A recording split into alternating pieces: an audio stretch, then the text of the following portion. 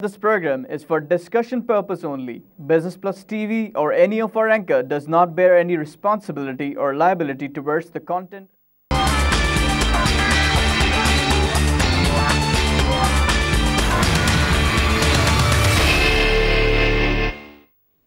अस्सलाम वालेकुम नाजरीन, welcome to the programme in focus. मैं हूं जुनैद गुल। हम आज एक नए टॉपिक के साथ मौजूद हैं जो कि प्राइवेटाइजेशन इन जनरल, प्लस हम पीआईए की प्राइवेटाइजेशन पे भी बात करेंगे। नाजरीन, आइंस्टाइन वैसे तो एक साइंसदान थे, बट वो काफ़ी फ़िलोसॉफ़िकल बातें भी कभी करते थे, अक्सर करते थे बल्कि। उन्होंने ये कहा था कि अगर हम एक ही चीज़ को बार बार एक ही तरीके से करते रहें और एक्सपेक्ट करें कि रिज़ल्ट फ़र्क आएगा, तो ये पागलपन है, it's insanity, that's what he said. And I think what we are seeing in Pakistan is the same phenomenon in terms of जो कि टैक्सेशन वाइज या फिर जो हमारी मॉनेटरी पॉलिसी है या हमारी प्राइवेटाइजेशन पॉलिसी, हम बार बार एक ही ट्राई करते हैं और उसको हम एक्सपेक्ट करते हैं कि रिजल्ट शायद बेहतर हो जाएगा।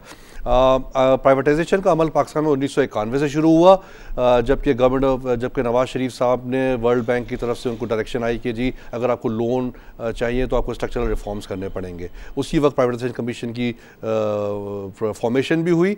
आज इसी टॉपिक पे हम डिस्कशन करेंगे। हमारे एक्सपर्ट हैं जनाब मुख्तार अहमद भट्ट साहब, सीनियर एनालिस्ट हैं।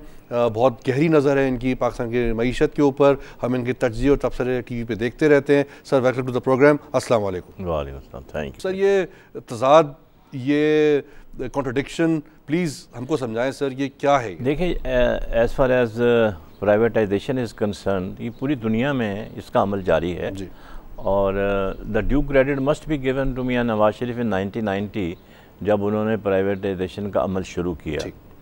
अब उसमें आप देखें कि टेलीकम्युनिकेशन फील्ड में आपको याद होगा कि 10-10 साल लग जाते थे टेलीफोन लगाने के लिए, ठीक है। तो ये इनकी पॉलिसी का नतीजा था कि मतलब जो 10 साल का टेलीफोन था वो 1 घंटे में या 1 दिन में लगना शुरू हो गया, और वो सिलसिला अभी भी जारी है। वो एक अलग बहस आ जाएगी कि हमने इसको मतलब हैंडल कैसे किया बाद में, वो एक अलग बहस है। असल में प्राइवेटाइजेशन करने से पहले 2-3 चीज़ें बेसिक उसका अंडरस्टैंड करना चाहिए कि हम लोग क्यों करते हैं। Either we are inefficient, right, और we don't have the technical know how, ठीक है, और दी सेट जो ऑर्गेनाइजेशन है is going in permanent loss, ठीक है। अब आप कोई भी अगर ऑर्गेनाइजेशन ले लें तो आप देखेंगे कि ये तीनों चीज़ें उस पर फिट नहीं होती। माशाल्लाह हमारी जो मैन पावर है बड़ी इंटेलिजेंट है, बाहर की दुनिया में एफिशिएंट लोग हैं, बड़े कॉम्पिटेंट लोग हैं, बाहर की दुनिया में जाके अपना नाम पैदा कर रहे हैं, रोशन कर रहे हैं। यही मैन पावर जब अमेरिका में जाती है, ये यूएई में जाती है, मिडल ईस्ट में जाती है, तो आप देखें कि कितने मतलब ये लीडिंग सीईओज बन जाते हैं, बड़ी बड़ी ऑर्गेनाइजेशन, एप्रिसिएशन उनको बड़ा मिलती है, और ऐसी बात नहीं है। असल में होता क्या है कि हमारे यहाँ बदकिस्मती से एक्सपेरिमेंटेशन बड़ी है पाकिस्तान में, एडहॉकिज़म बड़ी है। हम लोग we don't go for the solution, we go for the temporary fixes बस। हम उसमें करते क्या है कि वक्ती तौर पर एक मसले को हल कर लेते हैं। जैसे लॉ एंड ऑर्डर सिचुएशन ख़राब हुई तो रेंजर्स की 2 प्लटूनें और आ गई, मतलब रूट काज जो है उसको हम टैकल करने की कोशिश नहीं करते। अब आपने जो जिक्र किया, जो पाकिस्तान में प्राइवेटाइजेशन का अमल शुरू हुआ, उसमें फिर आपने देखा होगा कि यही मियां नवाज शरीफ ने दौर में ही ओपन स्काई पॉलिसी शुरू हुई, which was again a good step to create competition between the our local carrier PIA और जो दूसरी एयरलाइंस है, तो उससे भी बड़े अच्छे रिज़ल्ट हुए। लेकिन अब बात ये पैदा होती है कि इसमें जो आई मे बी रॉन्ग और राइट, लोगों का काम एसेस करना, हम लोग फौरी तौर पर आ जाते हैं कि जी आदमियों की तादाद ज़्यादा है, सियासी जमातों ने भर्तियां की हैं, बिल्कुल सही है, लेकिन इसकी ज़िम्मेदारी किसके ऊपर है? अगर आप एक इदारा है, उसमें अगर आपके 5000 आदमी होने चाहिए, तो 5000 से 5500, इवन 6000 तो समझ में आते हैं, लेकिन अगर आप 10,000 कर दें या 12,000 कर दें तो बात समझ से बाहर है। इसका मतलब यह है कि उसमें इतनी प्रोडक्टिविटी नहीं है। जब प्रोडक्टिविटी नहीं है तो फिर आप उनको, मतलब यह है कि इसका मतलब है कि नोट प्रिंट करेंगे या लोन लेके उनको आप तनख्वाहें पालेंगे, वो पालेंगे उनको।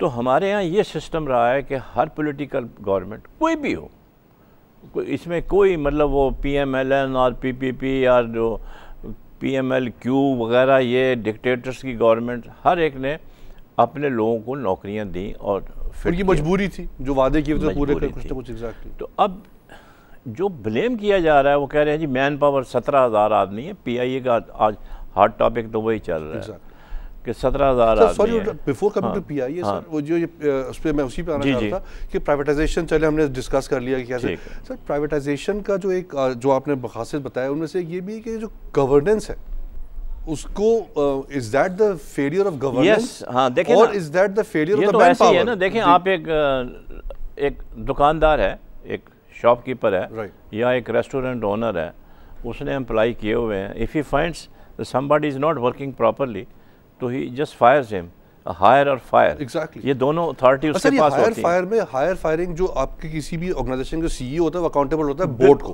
हमारे इस वक्त PIA के बोर्ड पे सर मैं रिसर्च कर रहा था कल थोड़ा सा, तो मुझे एक बड़ा शॉकिंग देखने को मिला। जो PIA का बोर्ड है उस पर 3 बैंकर्स हैं।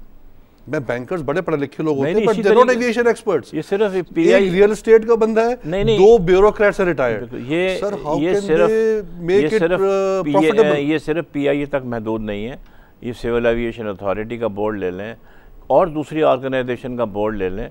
वो सिर्फ ये है कि अपने जान पहचान वाले लोगों को जॉब देने का सिस्टम है। Actually they should be working with the banks as well. जो मेंबर्स हैं बोर्ड के, जो आप अपॉइंट करते हैं, they should be aviation experts. Sir, Indian Airlines on the contrary, उनके सारे aviation experts हैं। एक्सपीरियंस होना चाहिए। And Indian Airlines, sir, for your information, Indian Airlines should। आप हैरान होंगे कि ये जो मैनिफेस्ट था मियां नवाज शरीफ ने 2013 में अनाउंस किया था, उसमें उन्होंने बड़ी अच्छी बात की थी। मतलब वो अप्रिशिएट, जो अच्छी चीज़ है उसको करना चाहिए, बिल्कुल करना चाहिए। एग्जैक्टली। उन्होंने कहा था कि PMLN will initiate following actions to turn around the loss-making state enterprises. Appoint independent and professional boards who in turn will appoint competent CEOs of state enterprises. That makes sense. Professional competence and merit will be the only criteria for appointment of boards and CEOs. That makes sense. अब आप ये देखें क्या उन्होंने इस वादे का पास मैंने आपको अभी बता दिया क्या कितना पास हुआ इस वादे का। आपने इस वादे का पास नहीं किया। आई विश अगर ये कर लेते तो नहीं, कल जो हुआ ना होता, वो नहीं होता। मैं आई विश के जो उन्होंने विजन अपने मैनिफेस्ट में शो किया था उसको इम्प्लीमेंट एग्जीक्यूट भी कर। प्रॉब्लम यह है कि हर पॉलिटिकल गवर्नमेंट जो है ना, वो रिकन्साइलेशन, कॉम्प्रोमाइजेस, तो उनकी एक मजबूरी हो जाती है। पहले आपने देखा होगा, पहले दौर में ये अपोजिशन में थे तो अपोजिशन का रोल इन्होंने अदा नहीं किया। आज पीपल पार्टी अपोजिशन में है, वो भी रोल नहीं, क्योंकि opposition is a major check against the government policy. That is the main check, वो नहीं हो रहा। अब जो काम PIA के एम्प्लॉइज कर रहे हैं, जो एजुटेशन कर रहे हैं, अपोजिशन को असेंबली में बैठे करना चाहिए। एक्चुअली ये इशू जो है असेंबली में डिस्कस होना चाहिए था। ये अभी जैसे इमरान खान ने कहा जी मैं 6 तारीख से एहतजाज करूंगा, that is not the solution to the problem. एहतजाज तो आपका बुनियादी हक है, और फिर यह है कि हमारे यहाँ डेमोक्रेसी का ज़्यादा रोना होता है, और उस वक्त तक एहतजाज कंप्लीट ही नहीं होता जब तक डेमोक्रेसी कंप्लीट, जब तक एहतजाज ना हो जाए होता। बिल्कुल। तो अब ये सूरत हाल है, तो अब दूसरी पार्टियाँ भी इसमें ज्वाइन करेंगी, ऐसी बात नहीं है। तो इसलिए हमें ये चाहिए कि हम ट्रांसपेरेंसी जो है ना, it is very important.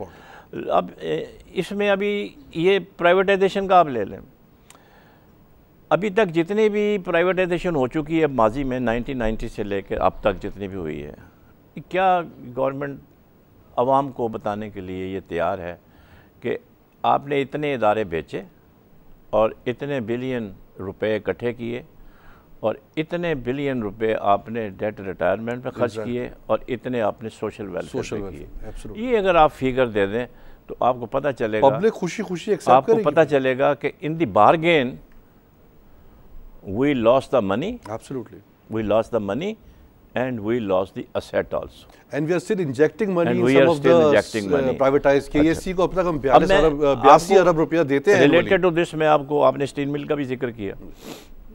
Incidentally, I have served there for 4 years on deputation. देखें, मैं जब उस वक्त मिल तैयार हो गई थी, तो उस वक्त जो स्ट्रेंथ थी मिल की वो तकरीबन 22,500 के करीब थी, और इसकी स्टील मिल की जो प्रोडक्टिव कैपेसिटी 1.1 मिलियन टन पे डिज़ाइन थी, तो 85% प्रोडक्शन थी। जैसे आपने कहा 6 से 7 अरब रुपया एनुअल आप प्रॉफिट दे रहे थे apart from the taxes to the government, तो मतलब 22,500 को सस्टेन कर रही थी स्टील मिल। आज देखें वो बंद पड़ी हुई है, कितने लोगों को नौकरी मिली हुई थी। हाँ एग्जैक्टली, बिल्कुल ठीक है। वो मतलब ये है कि टोटल मिस हैंडल। जब आप किसी भी चीज़ को तरीके से नहीं चलाएंगे तो फिर यही होगा, करप्शन, रैम्पेंट करप्शन हर इदारे में आप देख लें बुरा हाल है, और अकाउंटेबिलिटी का कोई कंसेप्ट नहीं है। अगर है तो इट इज़ सिलेक्टिव अकाउंटेबिलिटी। अगर आप किसी को पकड़ भी लेते हैं तो सालों साल केस चलता है, उसकी केस की अफादियत ही खत्म हो जाती है। सर ये अकाउंटेबिलिटी से तक नए केसेस और आ जाते हैं। बड़ा पॉइंट ये है कि ये जो वाक़या कल हुआ है इसकी वजह ये है कि lack of accountability. D Chowk Model Town में अगर कुछ हो गया होता तो शायद कल वाला वाक़या ना होता। वो ठीक है, लेकिन ये जो कल वाला वाक़या है ना, ये इसके पीछे तो मेरा ख्याल है कि इसको बड़ा इसके ऊपर जुडिशल इंक्वायरी की ज़रूरत है, क्योंकि 3 आदमियों की हलाकत हुई है। और असल में मुझे तो लग रहा है कि कुछ स्क्रिप्ट का हिस्सा लग रहा है, इंटरनली कुछ कॉन्स्पिरेसी, कोई एग्जैक्टली। बिल्कुल बिल्कुल। उसकी वजह यह है कि रेंजर्स को एक बदनाम करने के लिए, क्योंकि वो भी एक है एक इशू है। और रेंजर्स जो है, लेकिन मैं आई वाज सरप्राइज्ड कि रेंजर्स के हाथ में डंडे थे। नॉर्मली होता नहीं है ऐसा। डंडे के अलावा जो गोली लगी वो अंदर की बीच में लगी है। वो तो लगी अंदर से, लेकिन नहीं, मेरा मतलब है कि rangers would never fire straight fire. वो हैरानी थी मुझे, सवाल नहीं पैदा होता कि वो फायर करें। उनको इंस्ट्रक्शन जो है वो बिल्कुल टोटली डिफरेंट होती है, फॉलो दोज इंस्ट्रक्शन। तो इसके ऊपर इंक्वायरी करने की ज़रूरत है कि क्या उनको मलाइन करने के लिए कुछ। आपको याद होगा 9/0 पे भी इस तरह से एक वाक़या हो गया था, तो क्राउड में से किसी ने गोली चलाई थी और वो रेंजर्स पे नाम आ रहा था। वो रेंजर्स पे नाम आ रहा था। It is identical issue. तो इसके मतलब जुडिशल इंक्वायरी बहुत ज़रूरी है और इसको इन्वेस्टिगेट करना चाहिए कि भाई ये जो 3 कीमती जानें ज़ाय हुई हैं और वो कौन लोग थे जिन्होंने चलाई है, और इसके पीछे फिर क्या मुहर्रिकात थे। लेकिन जहाँ तक उनके एहतजाज का ताल्लुक़ है उसमें हम कहेंगे कि दे आर जस्टिफाइड, लेकिन उनको कानून हाथ में नहीं लेना चाहिए। किसी भी एहतजाजी जो प्रोसेशन होता है, रैली होती है, वो एक और it's part of privatisation, they should have expected it. दूसरा अगर वो करेंगे तो लोग एहतजाज तो करेंगे, मतलब ये है कि आराम से होने देंगे उसको। अब प्राइम मिनिस्टर ने मीटिंग की थी हाल ही में जॉइंट एक्शन कमेटी के साथ, और उनका जो स्टेटमेंट आया था, शायद आपको भी याद, उन्होंने कहा था निजकारी हम नहीं कर रहे। आप जब निजकारी नहीं कर रहे हैं फिर आप डेफर क्यों कर रहे हैं 6 महीने के लिए? अगर आप 6 महीने के लिए डेफर कर रहे हैं, ठीक है, तो आपने सीईओ जर्मन क्यों अपॉइंट किया है 50 लाख महीने पे? जर्मन सीईओ पे मुझे एतराज नहीं है सर। नहीं, मुझे भी एतराज नहीं है, मुझे भी एतराज नहीं है, किसी को एतराज नहीं है। अगर competent is fine, let him. 50 lakh के जो लोग एतराज कर रहे हैं, मैं कहता हूं 1 करोड़ दें। पाकिस्तानी भी 50 लाख से कम नहीं लेगा। नहीं, आप, मैं कहता हूं 50 लाख के बजाय आप करोड़ रुपया दें, as long as he can deliver, तो उसको अथॉरिटी होगी। दूसरा बात यह है ना कि इनको, गवर्नमेंट को ये चाहिए कि वो उनको एतमाद में लें, एम्प्लॉइज़ को एतमाद में कैसे लें? एतमाद में ये लें जो हकीकत है उसको यहाँ करें। इनका ये कहना कि किसी आदमी को नहीं निकाला जाएगा, ये गलत स्टेटमेंट हो ही नहीं सकता। आप ये देखें कि माजी में जितनी भी प्राइवेटाइजेशन हुई हैं उसमें आप देखेंगे कि लोगों को निकाला गया। जब उनको निकाला गया, जब नई गवर्नमेंट आई, उन्होंने उनको दोबारा रखा, उसको और वो सारी उनको 10-10 साल के, 8-8 साल के, तो ये तरीकाकार भी अरब रुपए का मजीद नुकसान बोझ पड़ा। ये भी तरीकाकार गलत है। आप उनको एक तरीकाकार जो है गोल्डन हैंडशेक दें, उनको इतने पैसे मिल जाएं ताकि वो आराम से वो आराम से अपनी जिंदगी तो गुजार सके। British Airways followed this principle. तमाम एयरलाइनों में ऐसे होता है, आप उनको पैसे देते हैं, आप उनको पैसे देते हैं, यू कंपनसेट। सवाल ये कि इस privatisation the only solution of PIA? Well, this is a very good and interesting question. Let us take the issue in hand as a PIA. Okay. हम बाकी चीज़ों को भी कर सकते हैं। हाँ, PIA।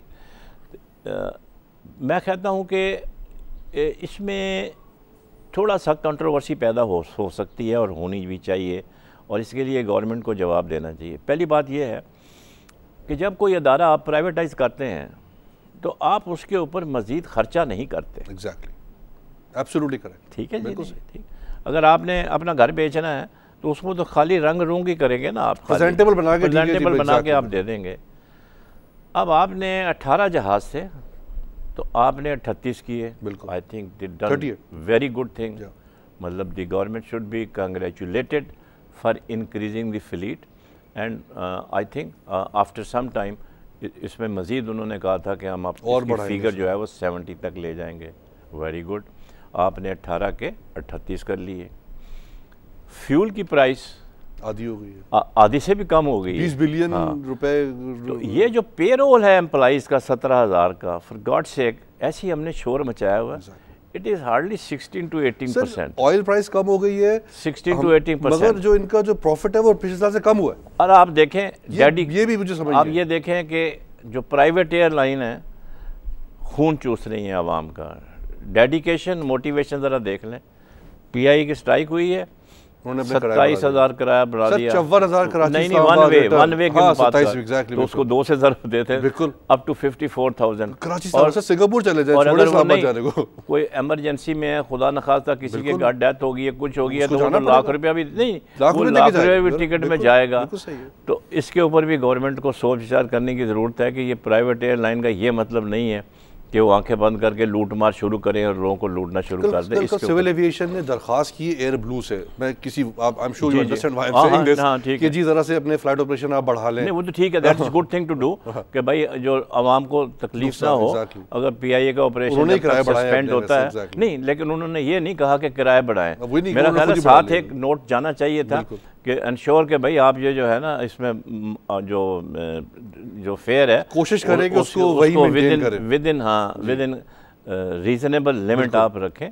तो वो एक अच्छा स्टेप है कि उन्होंने आवाम की तकलीफ़ों को देखते हुए ये कहा है। और अब सवाल ये पैदा होता है कि जब आप इतना खर्च कर रहे हैं, फिर प्राइम मिनिस्टर ने कुछ अर्सा पहले 4 अरब रुपया और सेंक्शन किया था टू रिफर्बिश, अच्छी चीज़ है, बेहतरीन है।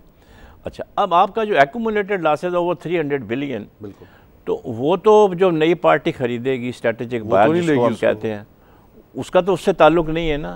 He starts with a clean state. Clean state ये है कि 40 जहाज़, 17,000 मैन पावर और इंफ्रास्ट्रक्चर जो उसको अवेलेबल है। अब 1 साल तक तो वो किसी बंदे को निकालेगा नहीं, ये जो नहीं निकाल सकते।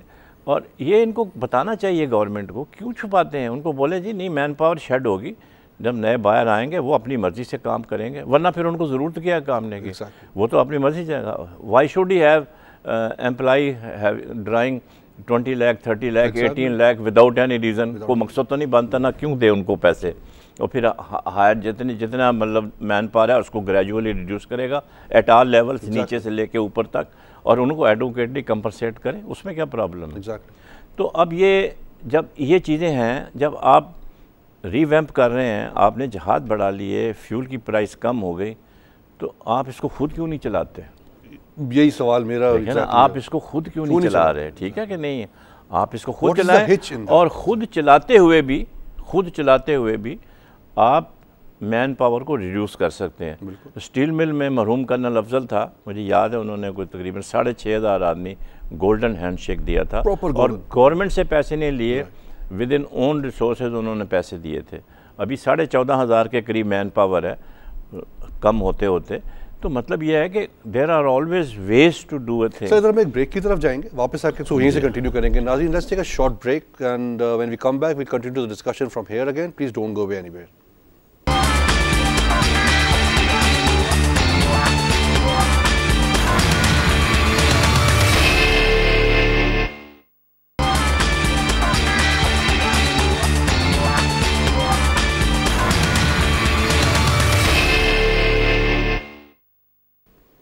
Nazreen, welcome back. Before the break, we were discussing कि privatization is it the only solution to PIA problems. So, but sir, please आप continue करें वहीं से जो आप बता रहे थे जी। इसके अलावा मियां नवाज शरीफ साहब ने अपना इलेक्शन से पहले एक इंटरव्यू दिया था। सुबह ही मुझे किसी ने क्लिप भेजा, मैंने कहा आपसे शेयर करूं।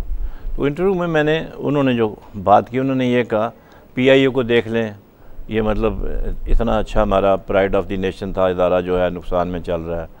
हमारा वो ये इलेक्शन से पहले जो इलेक्शन से पहले हमारा वहाँ न्यूयॉर्क में रोजवेल्ट होटल है, हम उसको बेचेंगे और बेचने के बाद ना उसका ये जो है ये जो कर्ज है कर्ज जो उतारेंगे और कर्ज उतारने के बाद और फिर हम और जहाज़ खरीदेंगे और इंशाल्लाह इसको ठीक करेंगे। मैं समझता हूँ कि ये बहुत अच्छा स्टेटमेंट था, इट शुड बी वेलकम। और बाद में ये तो इलेक्शन से पहले था, लेकिन मैनिफेस्टो में जो उन्होंने बात की पीआईए के लिए अलहदा बात की, उसमें प्राइवेटाइजेशन जो है वो तो अलहदा चैप्टर है, लेकिन जो पीआईए के बारे में उन्होंने कहा वो ज़रा सुन लें। PIA shall be transformed into A profitable and reputed airline of the region. There will be special focus on Pakistan Railways to improve its operations. अब आप देखें कि उन्होंने प्राइवेटाइजेशन का जिक्र नहीं किया, ठीक है कि नहीं है। अब इसके ऊपर क्यों उसको प्राइवेटाइज किया जा रहा है? जैसे आपने कहा कि हम इसको खुद भी मैन कर सकते हैं, लेकिन अब इसमें एक बहुत प्रॉब्लम है। प्रॉब्लम यह है बेगर्स कांट बी चूजर्स। हमारी इंटरनेशनल ऑब्लिगेशंस हैं, that is the main issue, that is the main issue. अब वो एक आम आदमी की समझ से बाहर है। आईएमएफ जो भी आपको, जैसे बैंक आप लोन लेते हैं, यू गिव देम कोलेटरल, ठीक है। आईएमएफ कंडीशनैलिटीज़ इम्पोज करते हैं आपके ऊपर, तो उन्होंने कंडीशनैलिटी जो है इम्पोज की हुई हैं। इन्होंने प्रॉमिस किया हुआ है as reported in the media कि 30 June is the last date 2016 और इन्होंने करना ही करना है। 10वें रिव्यू में पता नहीं क्या लेके आए वहाँ से, अभी तक 10वां रिव्यू जो हुआ है अभी जी, कल पता खत्म नहीं हुआ है, हाँ। उसमें क्या ये खबरें लेके आए, पता नहीं क्या लेकर आए। exactly। तो अब ये 30 जून तक उन्होंने कहा है, तो इसलिए इन्होंने कहा कि हम 6 महीने के लिए इसको डेफर कर देते हैं ताकि टेम्पर कूल डाउन हो जाए। लेकिन but I think this is not the proper way. आप कॉन्फिडेंस में लें इनको, उनको बताएं आवाम को आके कि हमारी ये मजबूरी है, हमने मुल्क चलाना है, प्रोजेक्ट्स के लिए पैसे चाहिए और पैसे लेने के लिए हमें उनकी कंडीशन माननी पड़ती हैं। तो प्राइवेटाइजेशन की तरफ है, आपकी जॉब्स प्रोटेक्टेड हैं फॉर 1 ईयर, और उसके बाद अगर आप किसी को भी निकालेंगे तो उसको हम adequately proper way of doing it. तो मेरा ख्याल है कि ये सिचुएशन जो है, लेकिन बात यह है कि आप थ्रेट करके या नौकरियां खत्म कर, आप कितनी की नौकरी खत्म करेंगे? ट्रांसपेरेंटली अगर बात कर लेंगे तो फिर लोग आगे पूछेंगे ना कि वो जो आपने पैसे लिए थे वो किधर गए, क्या हुआ एग्जैक्टली। तो हमने पहले कहा कि जो पहले आपने लिए हैं उसके बारे में भी आपको हिसाब देना चाहिए। तो अब ये जो सिचुएशन डेवलप हुई है ये ज़रा बहुत सीरियस है। और आप मैं इसमें देखें, आप बड़ी इंटरेस्टिंग बात है, I must congratulate Saad Rafiq who is minister for railways. वो मियाँ नवाज शरीफ की चॉइस है, उन्होंने इनको लगाया है।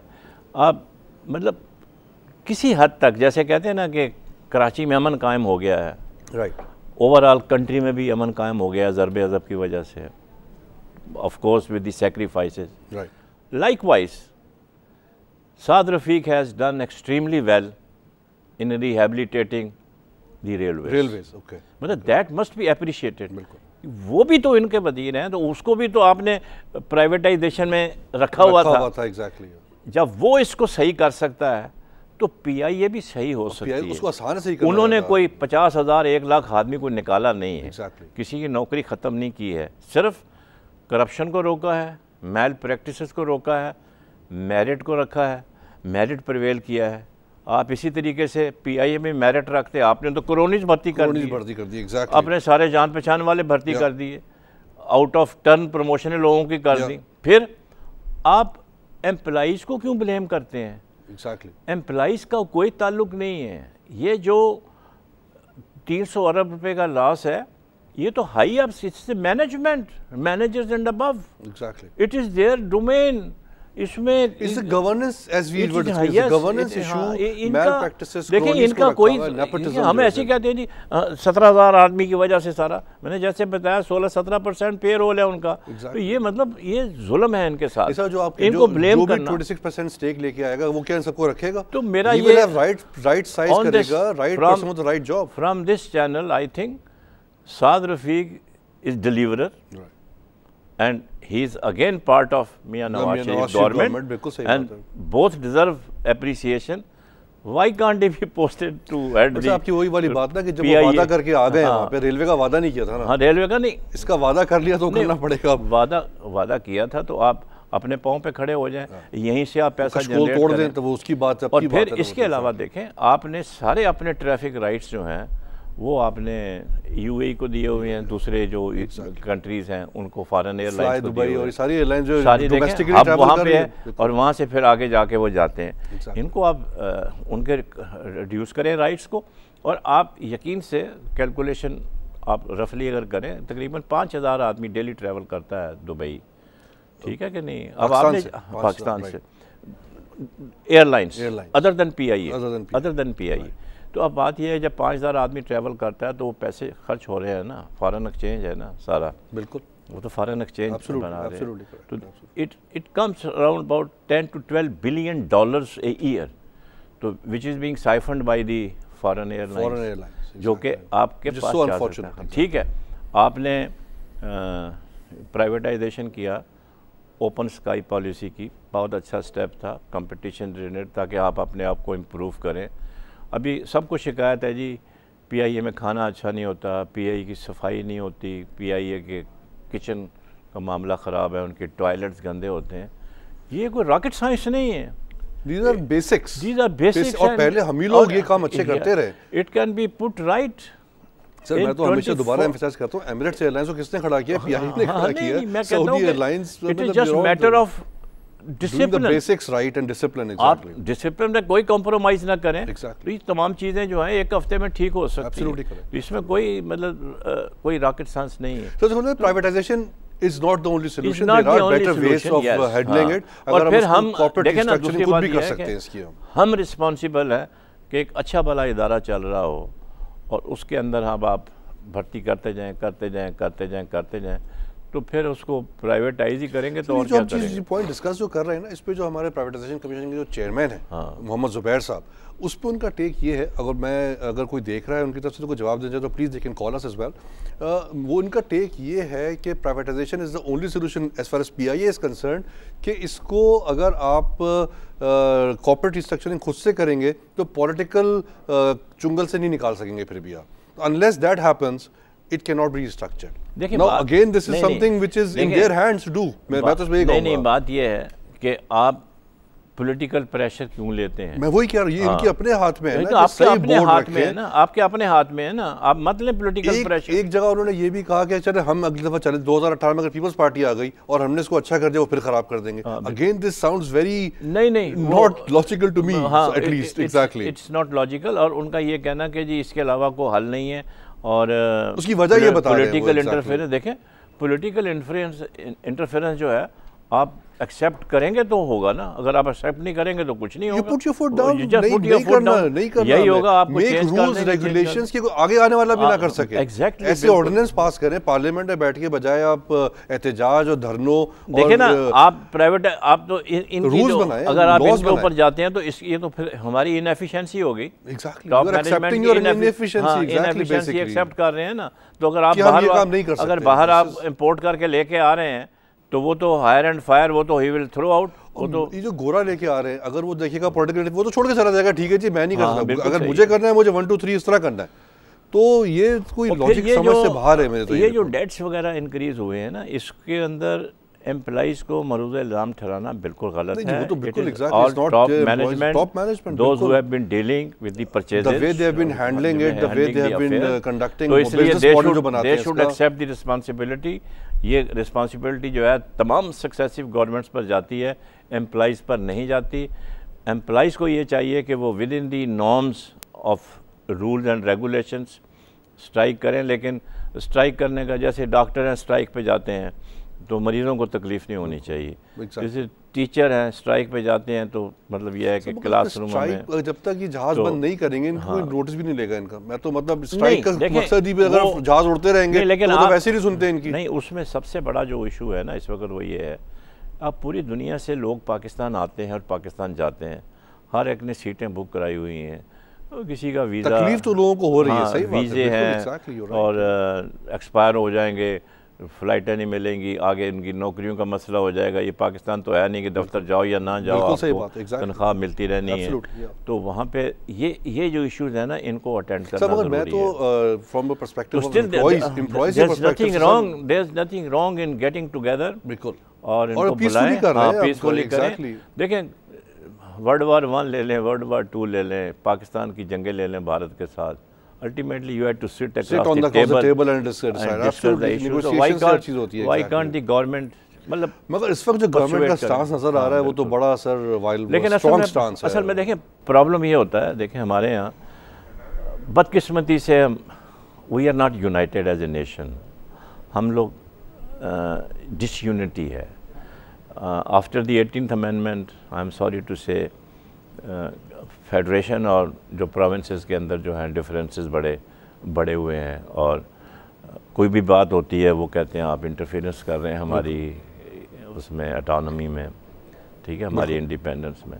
तो अब जब हम आपस में खुद डिवाइडेड हैं तो पहले तो हमें एक होना पड़ेगा। जब हम एक नहीं होंगे तो जब आप डिवाइडेड होते हैं तो ये जो एलिमेंट्स हैं इनको एक्सप्लॉइट करना बड़ा आसान होता है। एग्जैक्टली ठीक है कि नहीं है? तो ये इशू जो है इसको भी टैकल करने की बड़ी सख्ती से ज़रूरत है, और आई होप कि ये जो स्ट्राइक की कॉल है ये ज़्यादा लंबी नहीं होती एंड गुड सेटलमेंट हो जाए ऑन बोथ द साइड्स। इसके अलावा चाइना, ब्राज़ील, इंडिया वगैरह में जितनी भी स्टेट ऑर्गेनाइजेशंस हैं they are still doing quite good. Again वही बात है, गवर्नेंस की बात है कि if they are governed properly with proper accountability they can be easily governed. Even India जैसा मुल्क, हमारे जैसे मुल्क है, they are doing a good job with their airline as well.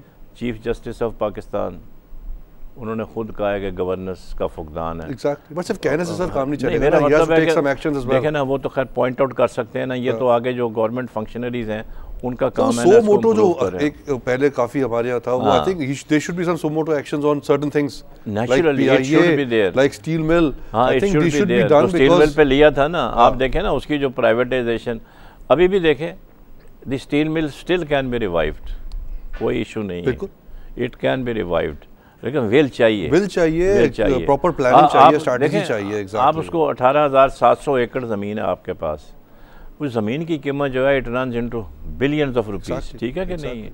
तो जो बायर है वो तो उसको तो स्टील मिल से स्ट्रक्चर से तो कोई फ़र्क नहीं पड़ेगा ना, हो सकता है ना वो चलाए उसको, नहीं आप दें, उनको दें जो उसको चला सके, और गवर्नमेंट शुड इंजेक्ट मनी और इसको करें और कॉम्पिटेंट लेकर आए और रैशनल रखें और एक्सपीरियंस और ट्रेंड लोगों को दें hand over. That is the main thing कि कॉम्पिटेंट लोगों को लाया जाए, रिस्ट्रक्चर प्रॉपर्ली किया जाए, उसके बाद उसकी जो अकाउंटेबिलिटी है उसको सही से रखा जाए, क्योंकि उसके बगैर जो है ये प्राइवेटाइजेशन सिर्फ कह देना कि हम प्राइवेटाइज कर रहे हैं, क्योंकि from the perspective of employees I think in लोगों की रोजियां लगी हुई हैं, वो जैसे भी भर्ती हुए थे, वो जैसे भी भर्ती हुए थे, बट अब उनकी रोजी लगी हुई है वहाँ से। जो दूसरी एक इसमें जो बहुत अहम बात है कि दोस एंटरप्राइजेज जो कि डिफेंस ओरिएंटेड होते हैं, उनको कभी भी नहीं बेचना चाहिए in the hands of the foreigners. जैसे आप ऑफ एयर मुझसे बात कर रहे थे कि वॉर के दरमियान बड़ा PIA का रोल था, PIA का बड़ा मेजर रोल था 65 की वार में, जितना एमुनिशन वगैरह है सीटें निकाल के इधर से आता था जाता था। इसी तरीके से मतलब यह है कि ये जो आपका रेलवेज़ है इट्स वेरी इंपॉर्टेंट, किसी के हाथ में नहीं होना चाहिए।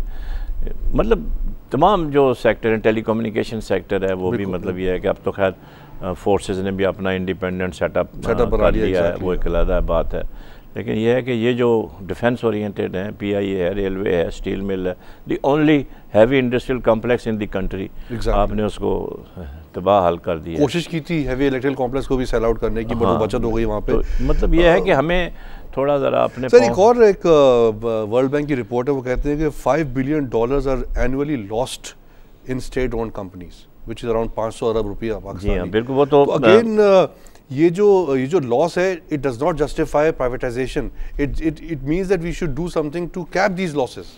एग्जैक्टली, देखिए बात ये है ना, लॉसेस ऑफ वो इसको प्राइवेटाइज कर देना is not the option again. नहीं, वो केस बनाने के लिए, एग्जैक्टली केस बनाने के लिए प्राइवेटाइजेशन का ये रिपोर्ट बनाते हैं। जैसे आपने देखा होगा कि तकरीरों में प्राइम मिनिस्टर भी और प्राइवेटाइजेशन के जो चेयरमैन हैं उन्होंने भी बात की है कि जी 400 से 500 अरब रुपया जो है वो हम इसमें स्टेट एंटरप्राइजेज में खर्च कर रहे हैं। बड़े मजे का स्टेटस है, तो लेकिन बात यह है कि आप खर्च कर रहे हैं क्यों खर्च कर रहे हैं? एग्जैक्टली आप उनको रिवाइव क्यों नहीं कर रहे हैं? उसमें 85% इस पावर सेक्टर को जो जा रहा है, बिल्कुल 85%। हाँ, बिल्कुल सही तो कहा वो पावर सेक्टर को तो आप निगलेक्ट करके बैठे हुए, उसके उसी से पीआईए को दे रहे हैं प्राइवेटाइज करके। आई थिंक पीआईए का जो कॉर्पोरेट रिस्ट्रक्चरिंग प्लान जो आपसे डिस्कस करके मुझे समझ आ रहा है, वो ये समझ आ रहा है कि I think it should be restructured, keeping it in our own hands, मेरे ख्याल से तो, और राइट साइज इट और इसके अलावा Pakistani professionals good board of directors करें, और I am sure with in 6 months you can turn around. क्योंकि आप देखें, आप इंक्रीज कर लिया, और ये जो ट्रैफिक राइट्स आपने दिए हुए हैं फॉरेन एयरलाइंस को, कट इट डाउन टू 25% दें उनको, बाकी आप ट्रैफिक उठाएं। तो आप देखें दूध की नहरें बहनी शुरू हो जाएंगी। क्योंकि अभी जैसे आप जिक्र कर रहे थे कि पेट्रोल का बिल पीआईए का कम हो गया इतना, उसके बाद इनके जो एयर फेयर्स हैं वो वहीं के वहीं खड़े हुए, बट इनका जो प्रॉफिट है वो कम से कम होता चला जा रहा है। जो कॉर्पोरेट गवर्नेंस का मसला है, जो मैक्सिमम खर्चा है वो तो आपका फ्यूल का होता है। एग्जैक्टली, तकरीबन एनुअली $40 billion। इन्होंने जहाज बढ़ा दिए, बट जो पैसेंजर माइल्स फ्लो है वो कम हो गए हमारे। उसकी वजह वही है कि जो लैंडिंग राइट्स दिए हुए उनमें ज़्यादातर शायद वेट लीज के ऊपर है। एग्जैक्टली, तो वो उसमें वो भी आपका अपना खर्चा, आपके पास जब अपने पायलट्स हैं तो उनको यूटिलाइज करें। यूटिलाइज क्यों नहीं करते? उनको यूटिलाइज करें आप उनको। तो अब ये इसमें बेशुमार मतलब मामलात हैं जो कि दरे पर्दा आपको पता है। इसके अलावा उन्होंने 11 कंपनीज और आइडेंटिफाई किए हैं, बिकॉज हम इन जनरल प्राइवेटाइजेशन पे बात कर रहे हैं। As a matter of principle देखें, जो ऑर्गेनाइजेशन जो है वो बिल्कुल ही बैठी हुई है, उसको बेशक आप प्राइवेटाइज करें, लेकिन वो इदारे जो पाकिस्तान की आन और शान, प्रेस्टीज एक पाकिस्तान की, great people to fly with. Exactly, पूरी दुनिया के अंदर पीआईए का एक नाम था, तूती बोलता था। एब्सोल्युटली तूती बोलता था इसका, one of the best airline of the world. Exactly.